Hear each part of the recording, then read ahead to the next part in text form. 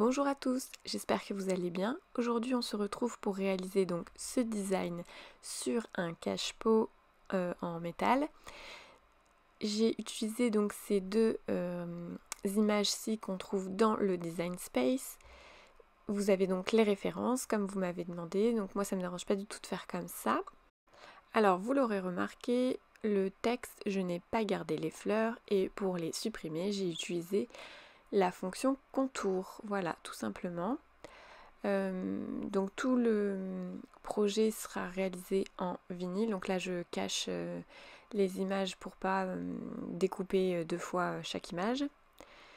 Et donc vu que c'est du vinyle, je n'ai pas besoin d'activer la fonction miroir. Par contre j'hésite pas à replacer mes images si besoin pour essayer d'économiser un petit peu le vinyle. Voilà. Donc après, pour le choix du matériau, je vais aller dans la catégorie vinyle et je vais choisir ce qui est écrit sur la boîte. Du coup, c'est du vinyle mat. Et avant de passer à la découpe, on va regarder ensemble le matériau que j'ai utilisé. Donc là, moi j'utilise un cache-pot métallique que j'ai acheté à Action. Du vinyle amovible de chez Cricut dans la gamme Cricut Joy et également dans la même gamme Cricut Joy la gamme Hortensia. Donc moi je vais utiliser le corail, le menthe et le sarcelle. Ces couleurs sont vraiment très belles. J'utilise le transfert tape, mon tapis vert et puis forcément les petites spatules et le scotch. Voilà.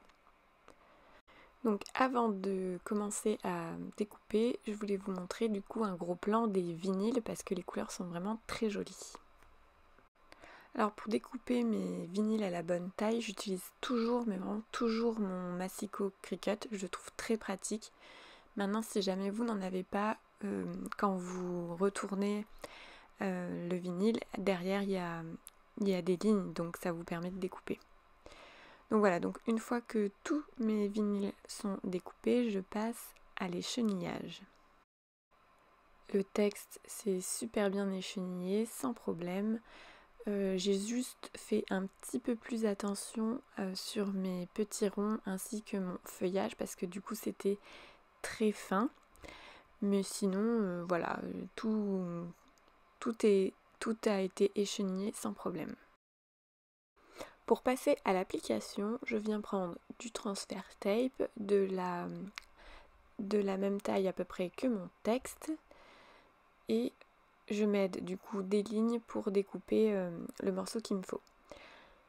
Après, je viens le mettre du coup sur mon texte, je frotte très fort avec le racloir de Cricut et j'hésite pas à frotter dans tous les sens et même à retourner et frotter dans l'autre sens. Si jamais je vois qu'il y a une lettre qui se décolle pas bien, bah pas de souci, c'est pas grave, on recommence, on refrotte et s'il faut, on soulève dans un autre sens tout simplement et vous allez voir, ça va se décoller.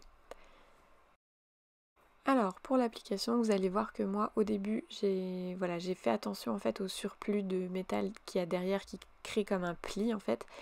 Et puis voilà, quand je l'ai posé au final ça s'est légèrement décalé, mais bon c'est pas très grave. Donc après pour centrer, vous voyez je chasse au centre et puis je viens vers les extérieurs et etc. Donc prenez votre temps pour bien chasser l'air pour être sûr que le vinyle soit bien posé, sinon ça va mal se décoller. Vous allez voir également, voilà, sur mon... Vous voyez, j'ai comme des traces blanches sur mon transfert tape. Et en fait, je pense que il y avait comme une sorte de vernis de protection sur le métal. Et du coup, j'en ai arraché un peu. Personnellement, je trouve ça pas grave non plus. S'il faut, je pense que je remettrai un coup de vernis par-dessus. Voilà, donc j'ai réutilisé quand même une deuxième fois mon transfert tape. Je ne l'ai pas fait plus de 2 fois parce qu'après, il y avait trop de résidus dessus. Et j'avais peur du coup que ça adhère mal en fait. Voilà. Alors je regrette presque une seule chose, c'est de ne pas avoir mis plus de petits points que ça.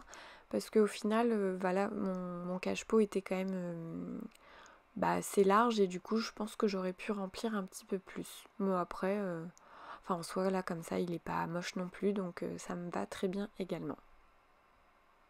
Comme vous le pouvez le voir, pour les petits points, je me suis pas embêtée avec du transfer tape, je l'ai fait à la main et j'ai placé où j'avais envie, tout simplement. Je vous laisse donc avec le résultat final. J'espère que cette vidéo très simple vous a plu. N'hésitez pas à me mettre un petit like, un petit commentaire, à vous abonner, à partager et surtout, belle création à vous!